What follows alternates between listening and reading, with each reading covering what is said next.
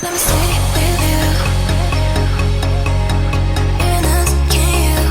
Just one night. I don't know about you, your life. But tell me 'cause we still have time.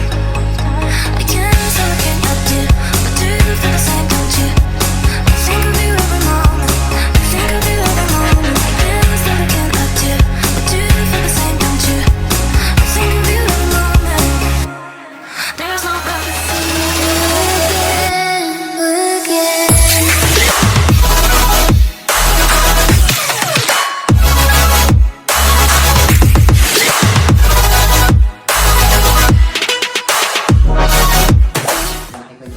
And guys, since the tenant just moved out, we have to check everything inside the unit if it's working. So first, we have here the kitchen. Let's go here. So we have to try the cooktop if working. But for this one, if you will notice guys, medyo crack yung dito niya. So I need to ask someone to repair or to change this one. And also they don't have the cover on the, anong tawag dito? Yung wala siyang cover. So I need to ask the tenant to fix it. Ayan, it's working naman so far. You have to tap here. Mainit siya. Ayan. And always make sure that the ratio is okay. Ayan. This one is pretty good. And the hanging cabinet, the bulking cabinet is fine. They don't have damage. So, wala siyang leak issue. Then here. And always remember guys, that upon move out ng tenant, you have to clean the grease cap. Grease cap is here. Ayan. Oh my gosh. I don't know how to open this one. Oh my gosh. Oh my goodness. Why is it like this? Okay. Ayan guys, always make sure that the grease cap is okay and clean. You will move closer here doon so they can see that the grease cap is okay. Ayan. Ayan. Ang in fairness naman sa short to, the good thing about this strap, hindi na nilagay sa wood. Kasi once na nilagay sa short one kasi nilagay nila sa wood. So yung wood, nasisira kasi nababasa siya. But for this one, nasa baba na siya. Ayan.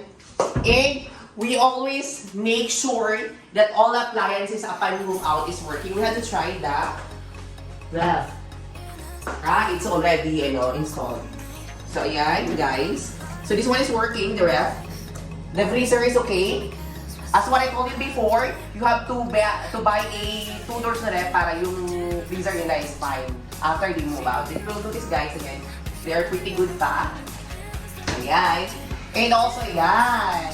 Ayan. Bongga. And I don't know how to use actually the microwave. I have to try it. Oh my gosh, they said that. Okay. Ayan. So guys, this one is working. The microwave is working. Ayan. I have to turn it off actually. Takot ako. Then, let's go here at that toilet and bath. Ayan. Ang toilet and bath, always make sure na wala siya ng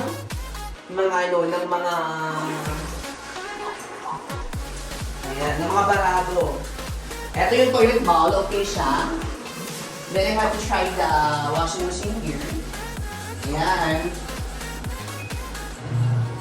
Ayan, the washing machine is pretty good also. And ito yung mirror niya, ito yung shower curtain niya. Shadan!